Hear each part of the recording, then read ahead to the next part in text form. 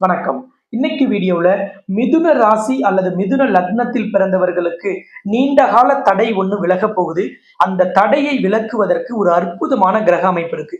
இந்த கிரக அமைப்பு இந்த வருஷத்துல இந்த ஒரு நாள் மட்டுமே அமையும். அப்படிப்பட்ட ஒரு அற்புதமான நாள்ல உங்களோட நீண்ட கால ஆசை, நீண்ட கால கனவு, நீண்ட கால விருப்பம் ஒண்ணு உறுதியாக நிறைவேறும். அந்த தடை தாமதம் விலகுவதற்கு கடவுள் உங்களுக்காக கொடுத்த இந்த நாளை பத்தி தான் நாம இன்னைக்கு இந்த வீடியோல பார்க்க போறோம்.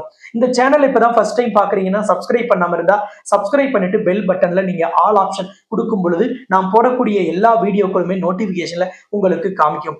இந்த வீடியோவை நீங்க மற்ற மிதுன ராசி அல்லது மிதுன லக்னத்தில் பிறந்தவர்களுக்கு Facebook, Instagram, Twitter, WhatsApp வழியா நேரடியாகவே நீங்க ஷேர் பண்ண முடியும். மிதுன ராசிக்கு எத்தனையோ தடை இருந்தாலும் அதை எல்லாத்தையும் சமாளிச்சிருவாங்க.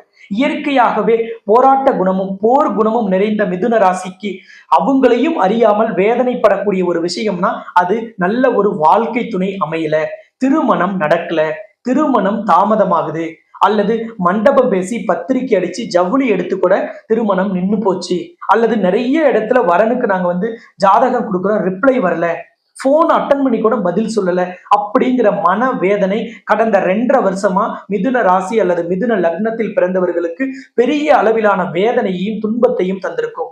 இந்த மிதுன ராசி மிதுன லக்னத்திற்கு அஷ்டமச்சனி முடிஞ்சும் இந்த வேதனை தொடர்வதற்கு காரணம் குரு இப்பதான் உங்க ராசிக்குள்ளே அமர்ந்திருக்கிறார். உங்க ராசி அல்லது லக்னத்தில் அமர்ந்திருக்கும் குரு பகவான் உங்களுக்கு களத்திர ஸ்தானாதிபதியும் அவர்தான் மாங்கல்யத்தை குறிக்கக்கூடிய கிரகம்.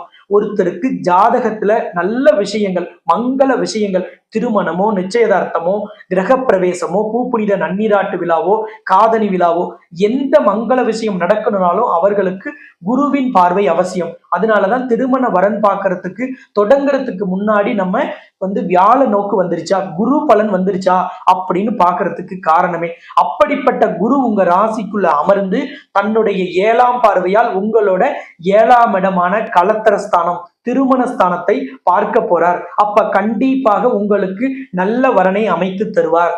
ஏன்னா 7ஆம் இடம் என்பது தனுசு ராசி, அது குருவின் ஆட்சி வீடு. அப்ப குருவின் வீட்டை குருவே பார்க்கிறார். களத்திர ஸ்தானாதிபதியும் குரு, அவர் தன் வீட்டையே பார்க்கும் பொழுது உங்களுக்கு நல்ல வரன் விரைவாக அமையும். இவ்வளவு நாள் இருந்த தடை நீங்கி உங்களுக்கு நல்ல வரன் உடனடியாக வருவதற்கு இந்த கிரக அமைப்பை நீங்க சரியா பயன்படுத்திக்கணும். இன்னொன்னு, உங்க ராசிக்கு 3ஆம் இடமான சிம்ம ராசியின் அதிபதியான சூரியனும் இப்ப உங்களோட ராசியில இருக்கிறார். 3ஆம் இடம் என்பது முயற்சி ஸ்தானம். அப்ப கண்டிப்பாக உங்களோட முயற்சிக்கு பலன் கிடைக்கும். குருவோடு இணைந்து இருக்கும் பொழுது உங்களுக்கான திருமண தடை நீக்குவதற்கு, திருமணம் நடக்கிறதுக்கு நீங்க செய்யற முயற்சி இப்ப பலனை தரும். உங்க ஜாதகத்துல ராகு கேது தோஷம், செவ்வாய் தோஷம், குருவோடு ராகு சேர்ந்திருப்பது, குருவோடு கேது சேர்ந்திருப்பது, குரு சனி சேர்க்கை, சூரியன் செவ்வாய் ஜாதகத்தில் சேர்ந்திருப்பது அல்லது சூரியன் சுக்கிரன் சேர்ந்திருப்பது, இது எல்லாமே திருமண தடையை தரக்கூடிய கிரக அமைப்பு. சிலருக்கு ராசியில ராகு அல்லது கேது, சிலருக்கு லக்னத்துல ராகு அல்லது கேது இருக்கிறது. இது எல்லாமே திருமண தடை, தாரதோஷம், சர்ப்பதோஷம், செவ்வாய் தோஷம் போன்ற தோஷங்களை தரக்கூடியது. இந்த தோஷங்கள் எல்லாம் இருக்கு. நான் திருப்பைஞ்சிலி போனேன், திருப்பாம்புரம் போனேன், காளகஸ்தி போனேன், திருமணஞ்சேரி போனேன், கொடுமுடியிலையும் சரி அல்லது பவானியிலையும் வாழை மரத்துக்கு, ஆலமரத்துக்கு, அரச மரத்துக்கெல்லாம் தாலி கட்டி வெட்டணும். ராமேஸ்வரம் போய் பரிகாரம் சொன்னாங்கன்னு செஞ்சோம்.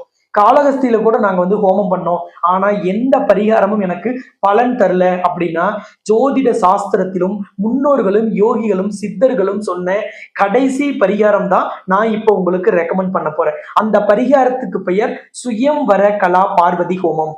இந்த ஹோமத்தை முதலில் செய்தது யாருன்னா பார்வதி தேவி தான். பரமேஸ்வரனான சிவபெருமானை திருமணம் செய்து கொள்வதற்காக முதலில் செய்தார். அப்படிப்பட்ட இந்த ஹோமம், கடவுள் செய்த ஹோமத்தை நாம் செய்யும் பொழுது நிச்சயமாக நமக்கு தடை நீங்கும். கண்டிப்பாக திருமண தடை நீங்குவதற்கு கடைசி பரிகாரம் இதுதான். 1,00,000 பேருக்கு மேல பலன் பெற்ற, உலக பிரசித்தி பெற்ற இந்த சுயம்பர கலா பார்வதி ஹோமம் என்பது மகாலட்சுமியின் ஆலயத்தில் செய்யும் பொழுது அது உடனடியான பலனை தரும். எதனால அப்படின்னா 12 ராசிக்குமே களத்திர காரகன் அப்படின்னா அது சுக்கிரன் தான். சுக்கிரனோட அதிபதி தான் கடவுளின் தாய் மகாலட்சுமி. அஷ்ட ஐஸ்வர்யங்களையும் 16 செல்வங்களையும் ஒருவருக்கு வாழ்க்கையில் அள்ளி தரக்கூடியவர் மகாலட்சுமி. அதனாலதான் நம்ம எந்த ஆலயத்துல போய் என்ன விதமான கடவுளை வழிபட்டாலும் அந்த ஆலயத்துல முதல்ல சொல்றது, இந்த சுவாமியை கும்பிட்டா நமக்கு லக்ஷ்மி கடாட்சம் கிடைக்கும்னு. ஒருத்தர் வீட்டுல ஒரு நல்ல வரன் வரணும்னா கூட நம்ம என்ன சொல்லுவோம், என் வீட்டுக்கு எப்ப மகாலட்சுமி வருவாளோ, ஒரு நல்ல ஒரு மகாலட்சுமி என் வீட்டுக்கு வந்து விளக்கேத்துற நாள் எப்பன்னு தெரியல. அப்ப எல்லா விதமான செல்வங்களுக்கும் அதிபதியான மகாலட்சுமி தான் கலத்திர காரகன் 12 ராசிக்கும். அப்ப மகாலட்சுமியின் முன்னிலையில் செய்யும் இந்த திருமண தடைக்கான சுயம்பர கலா பார்வதி ஹோமம் 100% திருமண தடையை நீக்கி உங்களுக்கு எப்படிப்பட்ட தோஷம் இருந்தாலும் திருமணத்தில் இருக்கிற அனைத்து தோஷங்களையும் பரிபூரணமாக நீக்கி உங்களுக்கு விரும்பிய வரன் விரைவாக வருவதற்கான ஒரு அற்புதமான வாய்ப்பை ஏற்படுத்தி தருவார்.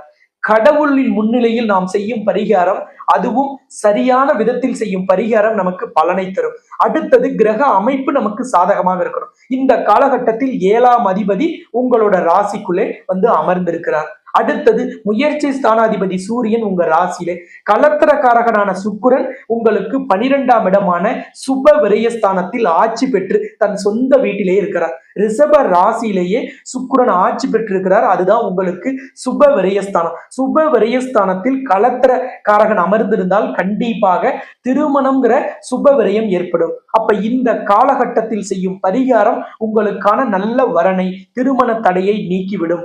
நான் எத்தனையோ பரிகாரம் செஞ்சுன்னு நீங்க அழுத்து போயிருக்கலாம், வேதனைப்பட்டிருக்கலாம், நீங்க சலிச்சு போயிருக்கலாம். ஆனா சாஸ்திரத்தில் சொன்ன கடைசி பரிகாரத்தை நம்ம நல்ல ஒரு நாள்ல செய்யறது விசேஷம். என்னைக்கு அப்படின்னா ஜூலை மாதம் 11ஆம் தேதி வெள்ளிக்கிழமை பௌர்ணமி நாள்ல செய்வது விசேஷம். ஏன்னா கலத்திர காரகனான மகாலட்சுமிக்கு உகந்த நாள்னா வெள்ளிக்கிழமை, வாரத்துல ஒரு நாள், மாதத்தில் ஒரு நாள்னா பௌர்ணமி. இது ரெண்டும் சேர்ந்து வரக்கூடிய ஜூலை 11ஆம் தேதி உலகின் முதல் அஷ்டலட்சுமி நவகிரக திருக்கோவில்ல இந்த சுயம்பர கலா பார்வதி ஹோமம் நடைபெறுது. அதுல நீங்க கலந்து கொள்ளும் பொழுது கட்டாயமாக திருமண தடை நீங்கும். இந்த ஆலயத்துல கடைபிடிக்கும் ஒரு மரபு உங்களுக்கான திருமண தடையை நீக்குவதற்கு வாய்ப்பை அதிகரிக்கும். என்னன்னா, மகாலட்சுமியின் மாலையை ஒவ்வொருவரோட கழுத்திலும் அணிவிக்கப்பட்டு உங்களை ஹோமத்துல உட்கார வைப்பாங்க. இந்த ஹோம குண்டமும் நீங்க அமருவதும் மகாலட்சுமி அஷ்டலட்சுமி நவகிரகத்தின் பார்வையில. ஏன்னா கருவறையில அஷ்டலட்சுமியும் நவகிரகமும் ஒன்றாக காட்சி தரக்கூடிய உன்னதமான ஆலயம். அதனாலதான் இந்த ஆலயத்துக்கு உலகின் முதல் அஷ்டலட்சுமி நவகிரக திருக்கோவில்னு பேரு. அப்ப நவகிரகங்களின் பார்வையும் அஷ்டலட்சுமியின் பார்வையும் நம் மீது படுவதால் நமக்கு நவகிரகங்களால் ஏற்படக்கூடிய எல்லா தோஷமும் நீங்கும். அது குருவா இருக்கலாம், சனியா இருக்கலாம், ராகு கேதுவா இருக்கலாம், செவ்வாயா இருக்கலாம், சூரியனா இருக்கலாம், சுக்கிரனா இருக்கலாம். எந்த கிரக தோஷமாக இருந்தாலும் கிரகங்களின் முன்னிலையில் செய்யும் பொழுது அது நீக்கப்படும். அப்ப நவ கிரகங்களின் தோஷம் நீக்கி நவ கிரகங்களின் நல்லாசி கிடைக்கக்கூடிய ஒரு அற்புதமான வாய்ப்பு கிடைக்கும். கலத்திர ஸ்தானாதிபதியான மகாலட்சுமியின் மாலை கழுத்தில் விழும் இந்த நேரம் உங்களுக்கான கல்யாண மாலை கிடைக்கும்.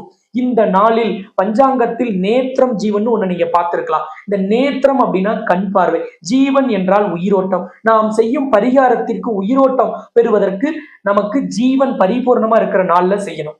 இந்த நாள்ல ஜீவன் பரிபூர்ணமா இருக்கு.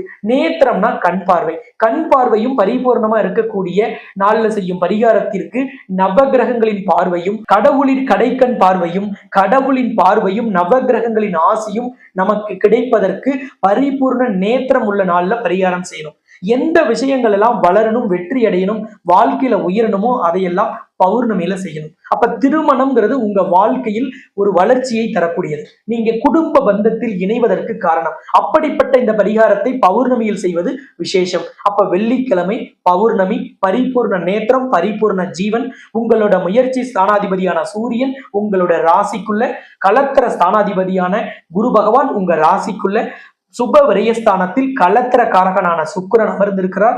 இவ்வளவு விசேஷம் உள்ள நாள்ல செய்யும் பரிகாரம் பலன் தரலினா வேற எந்த பரிகாரம் நமக்கு பலனை தரும்?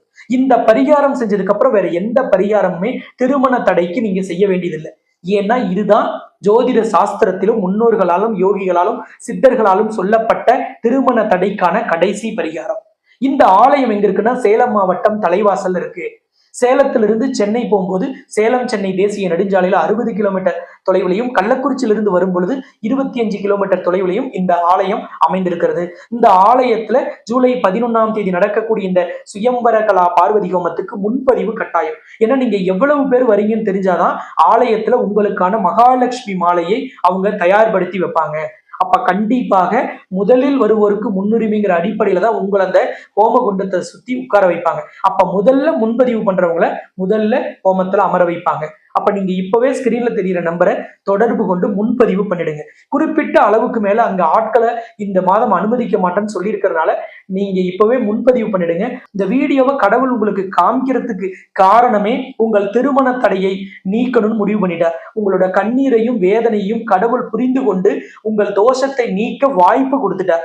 நான் வீடியோலையும் கிரக அமைப்பையும் எங்க நடக்குதுங்கிறதையும் சொல்லிட்டேன். இதுல கலந்து கொள்வதற்கான முயற்சி செய்து பதிவு செஞ்சு கலந்து கொண்டு நல்ல வாழ்க்கை துணையை நீங்கள் பெற்று செல்வது உங்க கையில இருக்கு.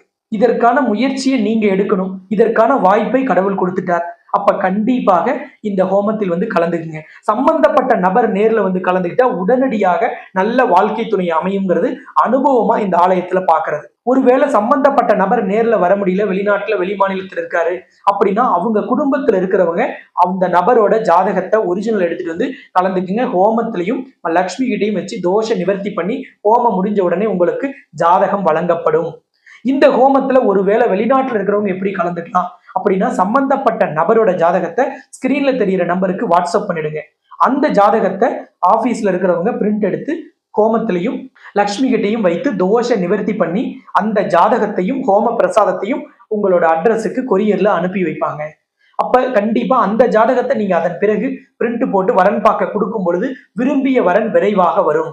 அப்ப முடிந்த வரைக்கும் நேர்ல வந்து கலந்துக்கலாம், அல்லது குடும்ப உறுப்பினர்கள் வந்து கலந்துக்கலாம், அல்லது ஆன்லைன் வழியாக ஜாதகத்தை அனுப்பியும் கலந்துக்கலாம். இந்த 3 வாய்ப்புகள் தான் அந்த ஆலயத்துல உங்களுக்கு வழங்கப்பட்டிருக்கு. இந்த அற்புதமான வாய்ப்பை தவற விடாமல் நீங்கள் சரியாக பயன்படுத்தி கொண்டால் உங்களுக்கான திருமண தடை நீங்குவதற்கு இதுதான் கடைசி பரிகாரமாக இருக்கும். இதே போல் சிறந்த இன்னொரு வீடியோவில் நாம் மீண்டும் சந்திக்கலாம் என்று கூறி உங்களிடமிருந்து விடைபெறும் நான் ஜோதிட ரத்னா, ஜோதிட கலாநிதி, ஜோதிட செம்மல், மகாலட்சுமி உபாசகர், ஸ்ரீலஸ்ரீ டாக்டர் ராம் பரிமளம் ஆச்சாரிய குருஜி. நன்றி, வணக்கம்.